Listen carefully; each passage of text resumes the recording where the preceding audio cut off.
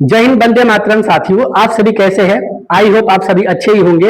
ये भारत भूमि ने हर समय समय समय पर अनेकों वीरों और वीरांगनाओं को जन्म दिया है, जिसने अपने कर्मों से भारत भूमि को के नाम को, गौरव को शीर्षों तक पहुंचाने का काम किया है। आज भारत का नाम पूरा दुनिया में गूंज रहा है। कहीं न कहीं इस महिला का योगदान है, जिसके बारे में पढ़ने वाले हैं। तो इनका एक ही मुख्य उद्देश्य था, भारत की महिलाओं को शिक्षित बनाना। आज जिस समय शिक्षित उन्होंने बनाने का काम किया, उस समय लड़कियों को पढ़ाने का अनुमति नहीं थी, लड़कियों को पढ़ने नहीं दिया जाता था। लड़कियों को जो जो स्वतंत्रताएं थी वो सीमित थी। ये सीमित रह के ही, सिमट के ही रह गया था, जिस कारण बाल विवाह, विधवा के साथ अन्याय, तरह तरह की बुराइयां इस समाज में व्याप्त थी। देखिए, समाज से की कुरीतियों से लड़ने के लिए पुरुष और महिलाओं को एक साथ आना पड़ेगा, तब जाके ही समाज की कुरीतियों से समाज को विकास किया जा सकता है। इसी सपने को लेकर के इस महिला ने आगे बढ़ी। तो आइए उस महिला के बारे में जानते हैं। उस महिला का नाम है सावित्रीबाई फुले। उस महिला का नाम है सावित्रीबाई फुले, जिन्होंने अपने कार्यों से इस भारत के शिक्षा को बहुत आगे ले गई। ऐसा कहा जाता है कि भारत की पहली शिक्षिका सावित्रीबाई फुले ही थी। तो आइए आज उनके जीवनी पर प्रकाश डालते हैं। देखिए, उनका जन्म क्या हुआ था। 3 जनवरी 1831 को महाराष्ट्र के एक छोटे से गांव में हुआ था। देखिए, जिस समय इनका जन्म हुआ था उस समय बाल विवाह की प्रथा थी, क्योंकि लड़कियों को उस समय पढ़ाया नहीं जाता था। बाल्य अवस्था में इनकी शादी किससे हो गई? इनकी शादी ज्योतिराव फुले से हो गई। ये बहुत ही अच्छे, एक उच्च कोटि के व्यक्ति थे, एक समाज सुधारक, शिक्षित व्यक्ति थे। इनका उद्देश्य था समाज को सही दिशा देना, समाज को शिक्षित करना। इसी सपने को पूरा करने के लिए इन्होंने खुद की पत्नी को पढ़ाया, यानी कि सावित्रीबाई को उनकी पति ज्योतिराव फुले ने क्या किया? शिक्षित बनाया। और जब जैसे वो सावित्रीबाई जी शिक्षित बनी, तो उनका मुख्य उद्देश्य बन गया कि जैसे मैं शिक्षित बनी वैसे मैं हर महिलाओं को शिक्षित बनाऊंगी। इस सपने को पूरा करने के लिए वो दोनों पति पत्नी अपने समाज में एकदम तन मन से क्या हो गए? लग गए। कहते हैं कि जो व्यक्ति तन मन से अपने कर्मों करता है, उसकी सफलता में कोई बाधा नहीं पड़ती है। हाँ, बरसते समस्याएं आती है, लेकिन सफलता उन्हीं को मिलती है।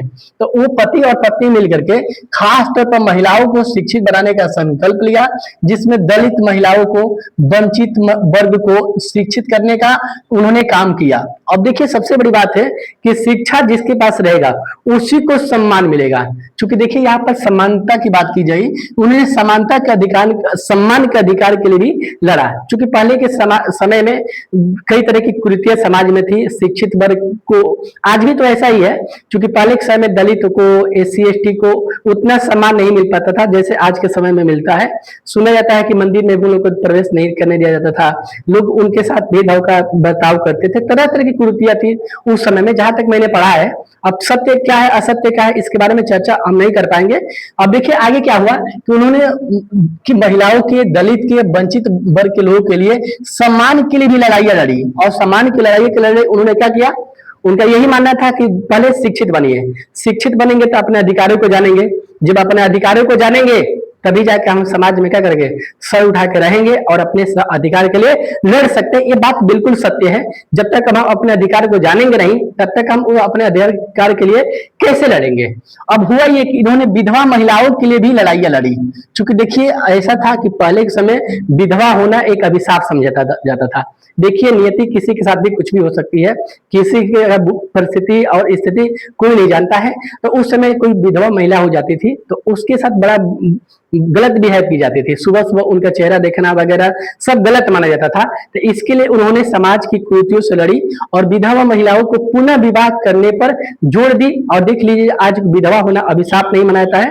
कोई महिला विधवा होती है तो उनको सम्मान मिलता है और उनको फिर से शादी की जा सकती है। कहीं ना कहीं इसमें सावित्रीबाई फुले और ज्योति जी का, उनका कहीं ना कहीं योगदान रहा है। उसके बाद देखिए, उन्होंने 1848 ईस्वी में आधुनिक विद्यालय खोली, खास तौर पर महिलाओं के लिए, लड़कियों के लिए उन्होंने क्या की? स्कूल खोली। और देखिए, जहां तक कि जब भी कोई काम करेंगे, तो जब भी कोई काम प्रारंभ करेंगे तो इतना कोई आसान कार्य नहीं होता है। कहा जाता है कि जिस काम में कोई चैलेंज ना हो वो काम मजेदार नहीं होता है। तो इनके कार्यों में बहुत चैलेंज था, जगह जगह पर इनके कार्य में चैलेंज भरा हुआ था। अब देखिए, ये होता था कि जब ये पढ़ाने जाती थी तो इनको कई यातनाएं सहना पड़ता था। कई लोग इन पर कीचड़ फेंक देते थे, पाकी फेंक देते थे ताकि पढ़ाने मत जाए और पढ़ा भी ना पाए। लेकिन ये एकदम पक्के इरादों वाली थी।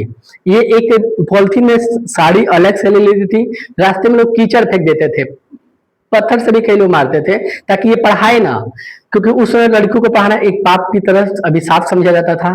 फिर भी उन्हें हार नहीं मानी, साड़ी लेकर एक पॉलिथीन में जाती, वहां पर जाती, साड़ी को बदल लेती, और जो साड़ी गंदा था उसको क्या करती, फिर धो देती, तरह तरह के ऐसे ही कर दी। तो इस तरीके से उन्होंने समाज की कुरीतियों से लड़ी और उन्होंने क्या किया, वहां पर खुद पढ़ाना क्या कर दी, शुरू कर दी। इनका साथ इनका जो ज्योतिराव फूले थे, इन्होंने भी, दोनों ने पढ़ाना शुरू कर दिया। तब जाके शिक्षा में क्या हुआ, बदलाव आया, लड़कियां धीरे धीरे पढ़ना सीख गई और समाज में बदलाव क्या हो गया, उसी दिन से शुरू हो गया जिस दिन से घर घर की लड़कियां पढ़ना शुरू हो गई। आज भी सत्य है, जिस घर में शिक्षा का सामान होता है उस घर में कहीं ना कहीं देखिएगा उस घर की सुख समृद्धि जरूर हो जाती है। आगे हुआ कि उनका तरह तरह की लड़ाइयां लड़ते लड़ते 1997 ईस्वी में पुणे में एक प्लेग महामारी आई। हम लोगों ने कोरोना काल के समय महामारी के बारे में सुने होंगे। तो प्लेग महामारी में होता यह था कि देखिए चूहों से या कई कीटों के बैक्टीरियो से शरीर में क्या होता था, बीमारी फैल जाती थी। इस बीमारी से लोगों को सांस फूलने लगता था, सांस लेने में दिक्कत होने लगता था। इससे उस समय उन लोगों को बहुत तन मन से क्या की, सेवा की। अब इस बात से खुद स्पष्टीकरण हो रहा है कि वो कभी भी लोगों की सेवा करने से पीछे नहीं हटी, वो सेवा करने में तन मन से लगी रहती थी। जिसका कारण ये हुआ कि ये क्या हुई, प्लेग महामारी में खुद ये ग्रसित हो गई और वो 10 मार्च 1857 ईस्वी में उन्होंने दुनिया को क्या कर दिया, छोड़ दिया। दुनिया को छोड़ के यानी कि स्वर्गवासी हो गई अर्थात मर गई। तो देखिए इनका वीडियो बनाने का मेरा मुख्य उद्देश्य यही है कि देखिए इस भारत को यहाँ तक ले जाने में कहीं न कहीं महिलाओं को बड़ा योगदान रहा है। उस महिला में सबसे ऊपर आती है सावित्रीबाई फूले जी का। तो देखिए बात यह कि बहुत कम लोग हैं जो उनके बारे में जानते हैं। एक मूवी बनी थी लेकिन उतना मूवी सुपरहिट नहीं हो पाई थी।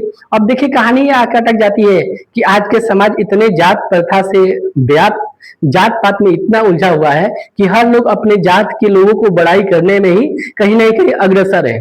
आज हमारे देश की हालत ऐसी हो गई है कि आप कोई व्यक्ति है, अच्छे व्यक्तित्व का है, आपका पार्टी का है, तभी उसका हम बड़ाई करेंगे।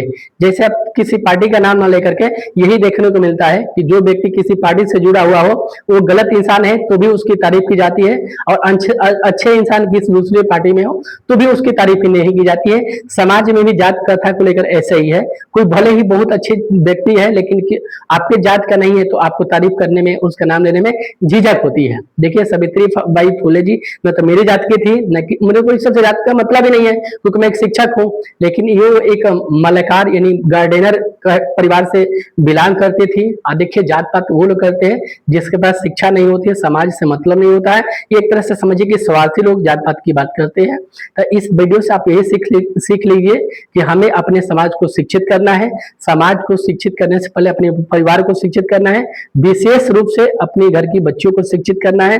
कहते हैं कि एक लड़का पढ़ता है तो एक परिवार को सुधारता है, लेकिन जब एक लड़की पढ़ती है तो 2 परिवार को सुधारती है। यानी जहां पर शादी करके जाती है वहां की एक हालात सुधारती है। और कहते हैं कि mother is the best teacher of the world, ये दुनिया के सबसे बेस्ट टीचर माँ ही होती है। ये तब संभव है जब हम लड़कियों को शिक्षा का महत्व देंगे। तो आइए हम सभी मिल करके लड़कियों को शिक्षित करने का संकल्प लें।